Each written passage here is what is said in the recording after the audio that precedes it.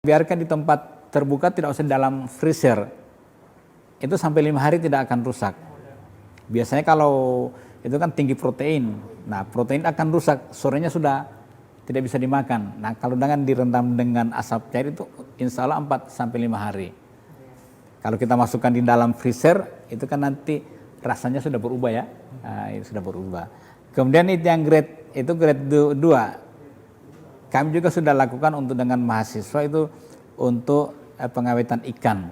Itu ternyata 7 hari tidak bisa busuk. Bukan dalam freezer, hanya di tempat yang terbuka. Kemudian yang grade 1 itu sebagai pemberi cita rasa. Biasanya kalau orang-orang barat itu maunya ada misalnya ingin makan tempe atau tahu ada rasa khas asap. Jadi direndam saja 10 menit baru digoreng. Itu akan memberikan rasa. Nah, kemudian kita gunakan ini sebagai obat kulit. Itu kita bisa dari grade 2 itu. Nanti ini kita bisa gunakan untuk misalnya kalau ada yang luka-luka. Kemarin teman saya yang sudah ada diabetes, sudah luka, saya kasih 2 botol kering. Jadi itu. Tapi yang penting tahan pedisnya itu. Pedisnya kan mungkin hanya berapa detik.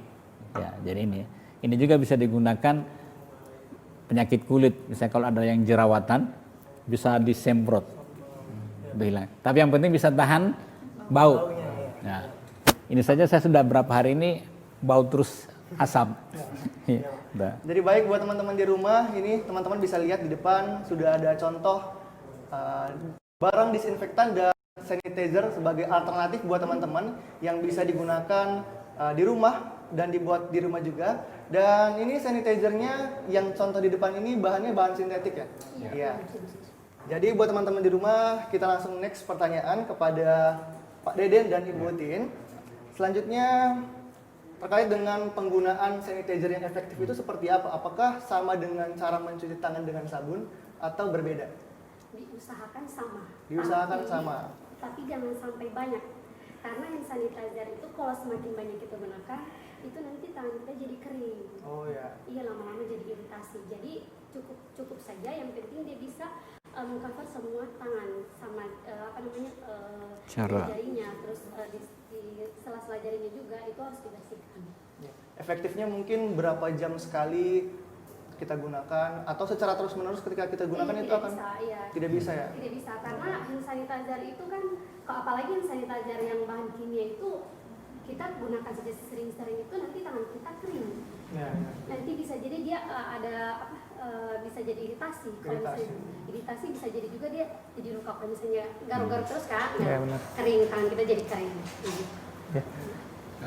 Kalau misalnya alternatif dari bahan alat tadi, kayaknya kalau dipakai berlebihan kayak tidak apa-apa. Kan dia kan tidak mengandung alkohol. Sebenarnya yang bikin kering itu adalah kandungan alkohol yang ada di sanitizer sintetis. Takutnya kalau kering kan nanti kulit mudah rusak ya. Malah si bakterinya mudah menginvasi nanti. Malah bukan untuk mencegah, malah untuk memacu. Apakah hand sanitizer ini sudah dikomersilkan ke masyarakat atau seperti apa? Kalau kita kemarin dari jurusan farmasi Fakultas Olahraga dan Kesehatan itu, kami kemarin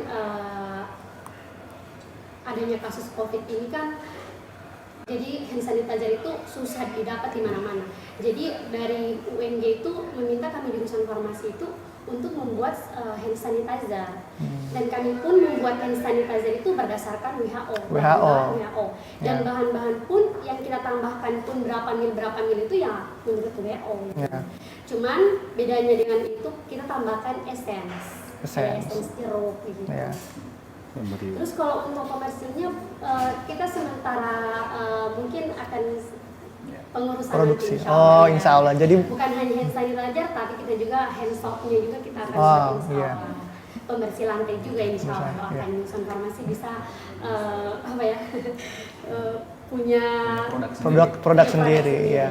Jadi buat teman-teman di rumah nih yang mau nyari hand sanitizer, tinggalkan langsung saja hubungi teman-teman dari farmasi, nanti bakalan banyak banget produk-produk yang akan dikeluarkan nantinya.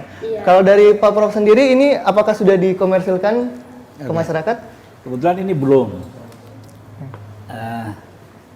Penggunaannya ini ini kan masih yang ori, itu karena hasil pertama. Itu untuk penggunaan sebagai desinfektan kita harus campur dengan air. Campur. Itu 10%. 10 sampai 25%. Jadi misalnya ini 100 ml berarti ini 10, airnya 90 ini 10 ml. Jadi 10%. Tapi kalau untuk pengawet dia hanya 1%. Jadi 100 ml itu dalam volumenya 99 ml itu air, 1% adalah ini, jadi 1 ml. Itu untuk untuk pengawet pangan. Tapi kalau untuk pembasmi itu dia minimal dia 10%. Dan ini kandungannya setara dengan pemanfaatan alkohol yang 70%. Oh, setara. Jadi ini tidak usah lagi dicampur alkohol, sudah ini pengganti alkohol. Jadi sudah bisa. Dan ini memang ada rencana kami mau ini rencana mau patenkan, kemudian kami mau rencana untuk komersial. Karena ini kan kami sudah lakukan di PKK provinsi. Mereka minta, Pak, dibikin lagi nanti dijual. Kebetulan kan kemarin saya bagi-bagi. Ini aja berapa harganya? Ini 20.000. Bagaimana? Wow, ya. Itu kalau mau ini kan, itu nanti berapa puluh botol ini. Saya kan lagi cari botolnya ini. Nah, nanti kita mau bikin produknya apa, itu nanti. Dan insya Allah itu aman, tidak usah takut. Tadi kan nanti kena kulit tidak apa-apa. Gitu. Baik, jadi buat teman-teman di rumah, kita doakan bersama-sama semoga Bapak Ibu dari farmasi dan Pak Prof cepat memproduksi ini dan bisa dikomersilkan di luar sana. Dan teman-teman sekalian di rumah, setelah ini kita akan masuk pada live comment. Jadi buat teman-teman yang ingin bertanya, kita akan kupas tuntas semua pertanyaan dari teman-teman sekalian. Jadi tetap terus pantau di UNG TV.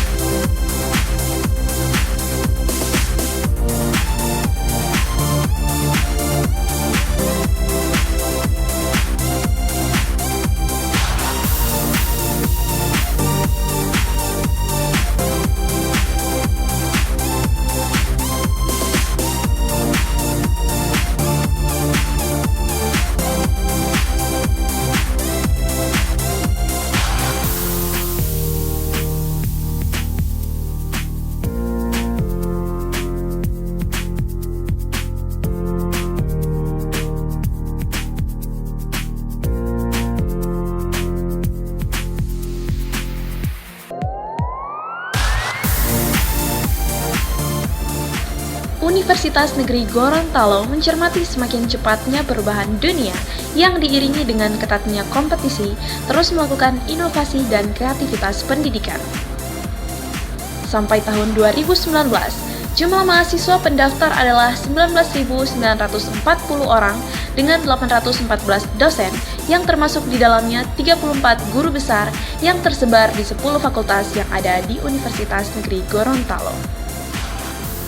Di tahun 2019, Dr. Edward Wolok ST.MT sebagai Rektor Universitas Negeri Gorontalo menetapkan visi dan misi Universitas Negeri Gorontalo, yaitu mengembangkan pendidikan dan pengajaran digital-based learning guna menghasilkan lulusan yang memiliki kemampuan profesionalitas dengan menguasai teknologi di bidang kependidikan dan non-kependidikan. Meningkatkan kompetensi dan penelitian dan mengembangkan kompetensi peneliti untuk menghasilkan ilmu pengetahuan dan teknologi terbarukan yang memiliki manfaat untuk meningkatkan kesejahteraan masyarakat, pembangunan daerah dan nasional secara berkelanjutan. Mengembangkan kegiatan pengabdian kepada masyarakat yang inovatif, melakukan penyebarluasan serta penerapan hasil-hasil penelitian untuk menunjang pembangunan daerah dan nasional dalam rangka mengurangi angka kemiskinan dan ketimpangan. mengembangkan kemitraan dan jejaring kerjasama yang luas untuk memajukan pendidikan, penelitian, dan pengabdian kepada masyarakat. Memperkuat nilai-nilai budaya, penerapan sains dan teknologi, serta inovasi berbasis potensi regional. Menyelenggarakan tata kelola dan layanan yang profesional, transparan, dan akuntabilitas yang tinggi menuju Good University Government. Universitas Negeri Gorontalo harus menjadi kampus yang inovatif, kreatif, dan terkemuka di Indonesia, bahkan di Asia Tenggara. Buatlah pergerakan atau kita akan tertinggal.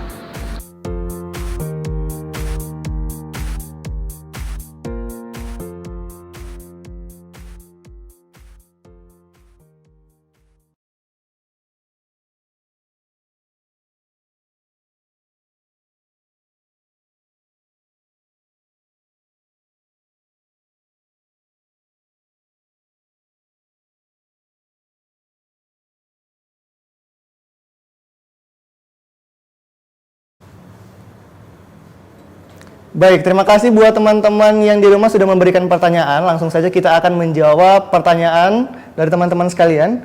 Yang pertama ada pertanyaan dari saudari Tika untuk Pak Prof nih. Apakah asap disinfektan aman jika terhirup oleh manusia? Oke. Untuk desinfektan ini aman. Aman. Jadi aman untuk dihirup. Kecuali kalau dia sudah lama kita menghirupnya banyak, itu pasti akan berefek. Tapi selama hanya sebentar saja untuk digunakan, itu tidak ada masalah. Cuma baunya itu yang melekat di pakaian itu aja yang masalah. Tapi untuk kesehatan enggak. Baik, terima kasih Pak Prof. Pertanyaan kedua dari saudara Angga. Ini pertanyaan untuk kedua narasumber. Ketiga narasumber. Apakah jika memproduksi hand sanitizer atau disinfektan perlu melalui izin BPOM? Kalau misalnya memproduksi untuk diri sendiri sebenarnya tidak masalah. Tapi kalau misalnya sudah dijual, sudah dikomersialkan itu harus ada izin. Nah, kalau sanitizer kebetulan dia masuk dalam PKRT ya, dia masuk dalam izinnya Kemenkes. Jadi ditinjau bagaimana cara pembuatannya, apakah sudah sesuai dengan prosedur atau tidak, kemudian kebersihannya, apakah sudah kemudian alat-alatnya sudah bisa sesuai, tentunya itu akan bisa dapat izin. Tentunya dengan prosedur-prosedur yang harus dilewati. Ya, kalau dari Prof? Saya rasa sama untuk kalau hanya digunakan di kalangan keluarga atau sendiri, bukan untuk tujuan komersial, itu saya rasa bisa saja. Tapi kalau andaikan kita mau produksi secara banyak, baru itu akan untuk mendatangkan keuntungan, itu pasti sudah harus izin dari BPOM, bukan yang Iya. Pertanyaan ketiga dari saudara Anar, kira-kira berapa harga hand sanitizer atau disinfektan? Kira-kira harganya berapa nih? Kalau harga kayaknya belum. Iya, soalnya kalau harga itu kami tentunya akan mencoba pakai harga yang semurah mungkin atau dengan sesuai dengan standar atau mungkin sesuai dengan harga bahan ya. Iya. Komponen bahan yang menyesuaikan digunakan. dengan bahan yang kita beli itu berapa. Karena berarti kalau misalnya bahan yang kita beli mahal ya harga jual belinya pun mahal. Iya. Gitu. Tergantung bahannya. Tergantung bahan harganya. Iya, karena bahan penyusun hand sanitizer apalagi yang dalam bentuk yang sintetik, bahan seperti alkohol itu sekarang sudah mahal. Yang 100 cuma berapa, sekarang sudah menjadi ya. Jadi kalau sedangkan kan penyusun utama dari atau komponen utama dari hand sanitizer itu kan salah satunya itu adalah alkohol. Alkohol. Tentunya yang akan dijual nanti ini akan lebih murah daripada penjual-penjual di luar sana ya. Kita harapkan seperti itu. Insya Allah. Baik. Kalau dari Prof sendiri kira-kira ini kalau misalnya dijual per berapa mil berapa harganya nih? Ini kalau contohnya seperti ini pernah saya beli 20.000. 20.000. Waktu itu saya sangat butuh, kebetulan ada beredar di ini, hanya saya beli 20.000. Ini kurang 10 mil ya. Tapi sebenarnya kalau kita mau murah, kita tidak usah beli. Jadi itu kan tempurung banyak kita dapatkan di pekarangan. Ya. Ya. Kemudian kita banyak kaleng-kaleng bekas. Jangan yang kita menggunakan drum. Mungkin saja kita yang kaleng berapa dua yang 5 liter. Kita bikin bagaimana baru kita bakar. Yang penting ada cerobongnya, kemudian ada penampungnya, kita masukkan air. Ya itu sudah terjadi. Ya, baik. Jadi ini artinya ini bisa dapat diproduksi juga walaupun Ya, kita hanya di rumah saja nih. Bisa. Apalagi Gorontalo sekarang sudah PSBB. PSBB ya. Iya, jadi buat teman-teman yang punya tempurung di rumah tidak terpakai, nanti bisa komunikasi langsung dengan Prof. Nanti bagaimana cara pembuatannya atau nanti bisa juga lihat tutorial seperti itu. Mungkin juga saya tambahkan, Ya. tidak hanya tempurung. Ya. Jadi misalnya ada sekam padi. Sekam padi. Itu kan hanya dibuang kan, dibakar. Itu kita ambil, kita masukkan dalam tong itu. Kalau kita bakar di tempat ini kan dia nanti jadi abu. Tapi kalau kita bakar di dalam drum ini kan jadi arang. Nah ini asapnya kita tampung. Sama juga dengan tongkol jagung. Dan ini semua saya sudah pernah produksi semua. Ada juga serbuk gergajian. Atau ranting-ranting pohon pas kita membersihkan pekarangan kita, ada ranting-ranting kita keringkan, kita bakar dalam drum daripada kita bakar ini kan nanti Di luar, ya. polusi. Ya, kita bakar ya, situ polusi. kita tampung. Nah, sekali. Ini jadi ini. Kemudian ini yang tadi ini kan yang warna hitam kan? Ya. Ya, tempurung yang dihasilkan tadi adalah arang, itu saya bikin jadi arang aktif. Arang aktif untuk menyaring ini, karena dia kan sebagai absorben, akhirnya dia jadi jernih. Nah, jadi di dalam pembuatan ini ada 3 produk yang dihasilkan sekaligus untuk saya. Jadi asap cair, ada briket arang, dan ada arang aktif. Arang aktif. Ya itu. Baik. Jadi kita akan lanjut ke pertanyaan berikutnya dari saudara Wahyudin. Apakah dalam membuat produk-produk seperti disinfektan ataupun hand sanitizer itu ada syarat secara tersendiri? Syarat-syarat. Syarat, maksudnya dari syarat bahan atau syarat? Ya, mungkin syarat bahan atau syarat cara pembuatannya. Ya, yang pasti kalau hand sanitizer, apalagi yang sanitizer sintetik itu, yang pasti dia harus mengandung alkohol. Kalau menurut WHO itu dia mengandung alkohol 96%. Dia ada mengandung H2O2, terus ada juga gliserin, terus ada juga air. Di mana bahan-bahan yang ditambahkan di dalam itu harus masuk di dalam konsentrasi. Masuk ya? Iya, harus ada masuk dalam konsentrasi. Jangan sampai sudah melebihi konsentrasi nanti dia jadi toksik begitu. Oh iya. Iya, masing-masing itu punya konsentrasi. Misalnya alkohol itu 96%, kan hand sanitizer itu alkohol yang digunakan itu bisa 60-90%. Yeah. Jadi kalau misalnya di sini kan digunakan 96%, ditambahkan bahan-bahan lain itu alkoholnya bisa menurun, bukan 96% lagi.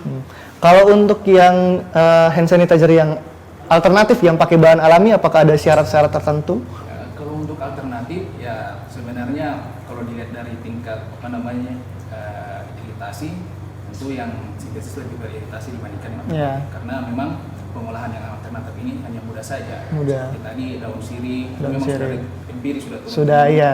Ya cukup direbus saja, setelah itu air rebusannya didinginkan sedikit kemudian dipakai secukupnya seperti itu. Ya. Kalau dilihat dari tingkat syarat tidak terlalu seperti yang sintesis, jadi syaratnya lebih tidak terlalu membedakan untuk yang alternatif karena memang pengolahannya tidak seperti yang sintesis seperti itu. Iya, baik. Kalau dari Prof sendiri untuk syarat yang zat-zat yang terkandung dalam asap ini, apakah ada secara mandiri untuk kita buat di rumah saja, Pak? Ini kan untuk bahan-bahan yang terkandung di dalam asap itu kan memang sudah ada di dalam bahan-bahan organik. Organik, ya. Itu kan memang sudah dalam. Pada proses karbonasi pada pembakaran di dalam tungku, ini akan dihasilkan menjadi komponen-komponen tadi itu. Ada asam asetatnya, ada fenolnya, ada alkoholnya, dan masih banyak yang lain. Yang 3 itu yang paling dominan. Ya. Nah ini secara otomatis itu akan atau secara ini memang sudah ada di dalam bahan itu sendiri. Ya. Sehingga kita tidak perlu lagi menghitungnya apa, kecuali kan misalnya kita untuk komersial nanti berapa sih dasar standarnya untuk fenol misalnya. Ya. Ya, untuk fenolnya berapa? Misalnya analisisnya tinggi, berarti kan kita harus lakukan lagi mungkin untuk destilasi. Dengan destilasi berarti kan dia akan menurunkan kadarnya, atau mungkin kita tambahkan pengencerannya lagi. Gitu. Tapi pada dasarnya bahan-bahan yang dari alam itu saya rasa aman untuk kesehatan. Iya, jadi aman ya Pak ya? Iya, aman. Ya, kita akan next ke pertanyaan berikutnya dari Saudari Sri. Apakah Ibu dan Bapak memiliki inovasi untuk membuat hal lain selain hand sanitizer yang bisa membantu masyarakat? Ya, kayaknya seperti hand soap bisa. Hand soap ya. Hand soap itu kan sangat dibutuhkan juga. Terus bisa juga apa lagi ya? Disinfektan juga. Disinfektan bisa. ya. Disinfektan, terus pembersih lantai juga. Kalau dari kami jurusan farmasi, rencana ke depan kita itu sih cuma kayak sabun hand soap itu ya. Kalau dari Bapak sendiri, apakah ada selain disinfektan yang sudah dibuat di rumah? Ini dari pembuatan asapnya ini ada 3 produk yang dihasilkan. 3 produk. Selain disinfektan? Selain disinfektan itu menghasilkan arang. Arang ini bisa jadi 2, dibikin arang aktif, baru dibikin briket. Briket. Nah, briket kan itu adalah pengganti bahan bakar gas ataupun minyak. Ya. Yang selama ini itu kan mereka menggunakan minyak atau gas LPG. Nah, sekarang dengan arang yang tadi diperoleh, kita akan haluskan, kemudian kita akan tambah dengan perekat. Perekatnya bisa bikin dari lem tapioka, kemudian bisa juga dari lem-lem dari bahan-bahan alami, kemudian kita campur.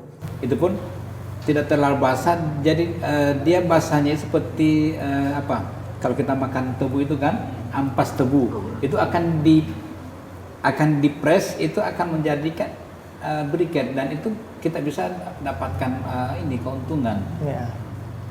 Dan ini sudah pernah kami coba. Yang tadinya misalnya dari selain tempurung, yang dari tongkol, itu tongkol kan kita bikin untuk memasak kan tidak bisa karena hanya asap yang banyak. Kalau kita bikin rubah dalam bentuk briket, itu sudah panasnya akan sama dengan gasolin atau minyak tanah. Nah, kemudian tadi yang kedua produknya adalah arang aktif. Arang aktif ini bisa digunakan sebagai absorben. Misalnya pada depot-depot pengisian air minum, kan mereka selama ini masih menggunakan kalogen sebagai absorpsinya. Yeah. Itu kan kalogen itu kan dari batu bara, itu mahal. Nah, bisa kita ganti dengan arang aktif yang kita buat sendiri dari kayu ataupun dari tempurung tadi. Baik. Pertanyaan terakhir nih Pak dari Saudari Jihan untuk pertanyaan ke semua para narasumber. Berapa waktu untuk kita membuat disinfektan ataupun hand sanitizer? Kalau ya. Waktu sebenarnya asalkan semua bahan tersedia, sebenarnya tidak makan banyak waktu. Paling untuk memproduksi sekitar 1 liter itu hanya butuh 15 sampai 20 menit ya. Bahkan cuma 10 menit juga. Tapi itu untuk masih untuk sediaan, tapi belum melewati evaluasi kayak ada pengujian iritasi. Baik. Terus kita kan harus buat hand sanitizer juga, harus kenyamanan kan. Kenyamanannya itu jangan sampai pas kita pakai itu tidak ada rasa lembutnya. Jadi itu nanti ada pengujian moisturizer nanti. Aseptivitas ya. Ke uji biar masyarakat bisa menerima seperti itu. Baik, jadi terima kasih Bapak dan Ibu sekalian sudah menjawab pertanyaan melalui live komen. Jadi buat teman-teman mau mendownload materi yang sudah Bapak Ibu sampaikan tadi, bisa langsung download di learning.ung.ac.id. Jadi UNG juga sedang mempersiapkan sekolah rakyat online sebagai implementasi Merdeka Belajar dengan pengabdian UNG kepada masyarakat Gorontalo. Selanjutnya di sesi terakhir ini kita mau minta closing statement, harapan dan pesan untuk masyarakat yang di rumah saja kepada Ibu Titin yang pertama. Untuk masyarakat Gorontalo terutamanya tetap di rumah aja, jangan lupa kalau keluar jangan lupa pakai masker, jangan lupa sering cuci tangan, dan jangan lupa kalau tidak ada sabun dan air mengalir jangan lupa pakai hand sanitizer. Terima kasih. Ya. Kalau dari saya sendiri sebenarnya kita apalagi di daerah Gorontalo sekarang ya, kita sudah masuk PSBB. Jadi kita ikut aja dulu anjuran pemerintah untuk beberapa hari ini membatasi aktivitas kita sesuai dengan aktivitas yang telah ditetapkan oleh PSBB. Insya Allah dengan adanya kita bisa kalau orang Gorontalo bilang itu, kalau misalnya kita mendengar Insya Allah ada berkah atau Ya, Insya Allah. supaya Insya Allah sebelum masuk Idul Fitri ya, Insya Allah kita sudah bisa berkumpul lagi seperti normal biasa. Seperti itu. Ya, kalau dari Prof gimana Prof? Oke, terima kasih untuk masyarakat diam saja di rumah, beraktivitas di rumah untuk membuat desinfektan secara sederhana bisa dari sisa-sisa bahan yang ada di sekitar rumah, contohnya adalah menggunakan arang tempurung. Ya. Kemudian yang berikut ini bisa diambil oleh masyarakat maupun oleh pengambil kebijakan, ini mungkin diperhatikan untuk ke depan. Sebenarnya ini sangat mudah dan untuk bahannya ini sangat melimpah. Jadi harapannya masyarakat bisa membuat sendiri dan kalau diperlukan saya bisa mendampingi. Baik, ya. Jadi terima kasih kepada Bapak Ibu sekalian yang sudah meluangkan waktu dalam COVID-19 Talk Series pada siang hari ini. Dan buat teman-teman sekalian juga jangan lupa terus pantau media sosial UNG TV karena setelah ini kita akan ada di episode-episode berikutnya yang akan membahas seputar informasi COVID-19 di Provinsi Gorontalo. Dan saya Prasetyo Darmawan Sumba, seluruh kru yang bertugas mohon pamit undur diri. Terima kasih, selamat siang, sampai jumpa di diskusi-diskusi berikutnya.